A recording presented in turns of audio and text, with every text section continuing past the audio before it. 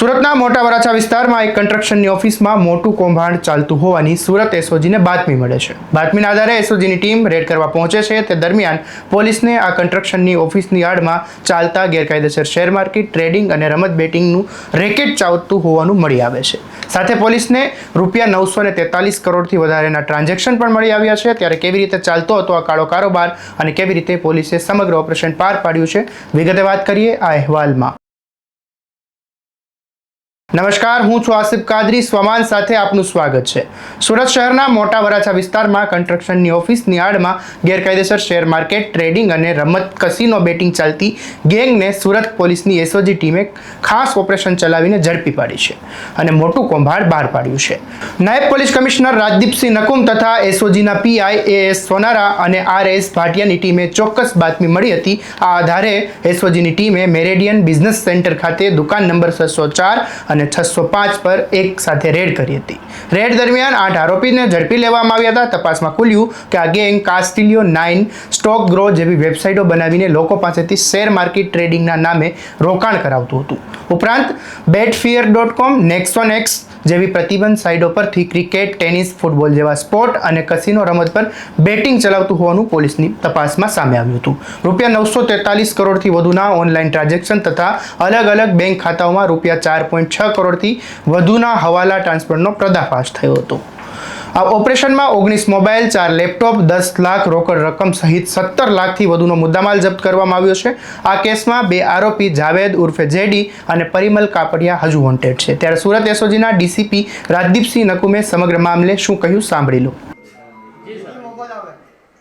28 તારીખે એસઓજીની ટીમને એક બાતમી મળી હતી કે મેરેડિયન બિઝનેસ સેન્ટરના રજામણી ચોક મોટા વરાછામાં સનરાઈઝ ડેવલપરની જે ઓફિસ છે એની આડમાં કંઈક ઓનલાઈન ગેમિંગની અથવા તો કંઈક ફ્રોડની પ્રવૃત્તિ ચાલી રહી છે. તો એસઓજીની ટીમ ત્યાં પહોંચી અને ત્યાં પહોંચતા એસઓજીની જે ટીમે ત્યાં તપાસ કરી તો રેડ કરતાં ખબર પડી કે ત્યાં ઓનલાઈન જે સટ્ટા બેટિંગ છે, ગેમિંગ તથા ઓનલાઈન જે ડબ્બા ટ્રેડિંગ કે જે શેર બજારની અંદર જે સેબીની પરમિશનથી જે બ્રોકર ટ્રેડિંગ કરી શકે એવી કોઈ પરમિશન લીધા વગર કેસ્ટિલો 9 અને સ્ટોક ગ્રો 2 એ લોકોએ વેબસાઇટ બનાવેલી અને એની લિંક બધાને આપી અને એના ગ્રાહકો બનાવેલા અને એની અંદર ટ્રેડિંગ કરતા હતા. અને જે સિક્યુરિટી ટ્રાન્ઝેક્શન ટેક્સ તથા જે અન્ય ટેક્સીસ જે ભરવાના થાય તે તથા જે સરકારને જે નફો થાય એનો ટેક્સ જે છે એની ચોરી કરતા હતા.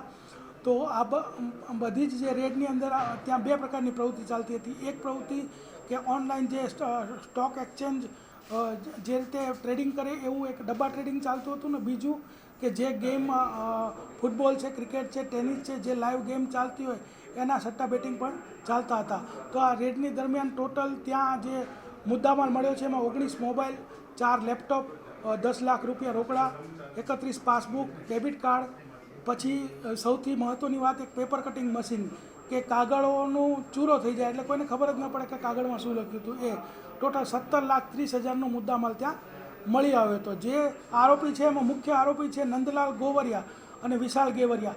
આ બંને મુખ્ય આરોપી છે. તે ઉપરાંત જ્યાં પૈસાની લેવડ દેવડ, આંગળીયામાં લેવડ દેવડ તથા ઓનલાઈન જે એકાઉન્ટ જે એના મેનેજ કરતા હતા એવા ભાવેશ, એવા જયદીપ, ભાવિન, નવનીત અને સોહિલ 4 આરોપીઓ તથા 2 આજે બંને સોફ્ટવેર જે અલગ અલગ ડેવલપ કરતા હતા એ ભાવિન કિહલા અને બકુલ દસરિયા ટોટલ 8 આરોપીઓની ધરપકડ કરવામાં આવી છે. બોગસ ડોક્યુમેન્ટને લગતી 338 BNS તથા 318 તથા સિક્યુરિટી બોર્ડ એક્સચેન્જ સેબી એક્ટની પણ કલમો આમાં દાખલ કરવામાં આવેલી છે. સર, ઓનલાઈન ગેમિંગ સટ્ટા કઈ રીતે ચાલતું હતું, ક્યારથી ચાલતું હતું? જે નંદલાલ જે આરોપી છે એના અગાઉ પણ ગુના દાખલ થયા છે આવા ઓનલાઈન ગેમિંગના. અને પહેલાં તે જે ડબ્બા ટ્રેડિંગ છે એ પેપર ઉપર ચાલતું હતું, કાગળ પર લખીને.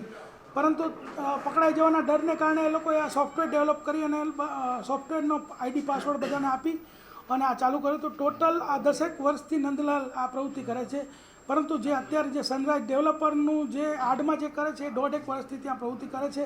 અને સનરાઈઝ ડેવલપરની એક એ લોકોએ સોસાયટી પણ રિયલ એસ્ટેટની ડેવલપ કરી છે અને એની આડમાં આ પ્રવૃત્તિ કરતા હતા. સર, કેટલી ID બનાવી, કેટલા રૂપિયાના ટ્રેડિંગ કરવામાં આવ્યા છે ઇલીગલ? અત્યાર સુધી અમને જે માહિતી મળી છે 200 થી 250 આઈડી એ લોકોએ બનાવી છે અને એ ટોટલ જે વ્યવહારો ટ્રાન્ઝેક્શન છે 943 કરોડના વ્યવહારો અને બેંકની અંદર જે ટ્રાન્ઝેક્શનના વ્યવહારો મળ્યા છે એ 4.5 કરોડ સમથિંગના મળેલા છે. કઈ રીતે ટ્રેડિંગ કરતા હતા? સુરતના લોકો છે કે બહારના? કઈ રીતે સંપર્ક કરતા હતા? સંપર્ક ઇન્સ્ટાગ્રામ અને સોશિયલ મીડિયાના માધ્યમથી એ લોકો જાહેરાત આપતા હતા અને ઊંચો નફો કમાવાની લાલચ આપતા હતા અને એ રીતે ગ્રાહકોને આકર્ષતા હતા. અને ખાસ કરીને એવું કહેવામાં આવે કે નોર્મલી જે આપણે શેર બજારમાં ટ્રેડિંગ કરતા હોઈએ કે શેર બજારમાં રોકાણ કરતા હોય તો તમે તમારા જે વ્હાઇટ ઇન્કમ છે કે જે તમારા બેંકના નાણાં છે એનેથી કરો છો તો તમામ ગવર્મેન્ટના અને રેગ્યુલેટરી એજન્સીના ધ્યાનમાં આવે છે એટલે તમારે પૂરતો ટેક્સ એમાં ભરવો પડે છે.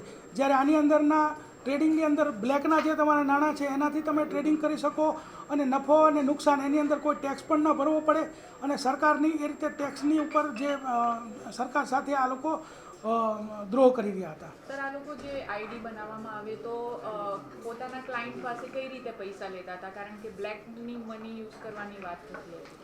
આઈડી બનાવવામાં તો આઈડી તો આ લોકો ફ્રી ઓફ ચાર્જ બનાવી દેતા હતા એટલે જે ગ્રાહકો એના તરફ આકર્ષતા હતા.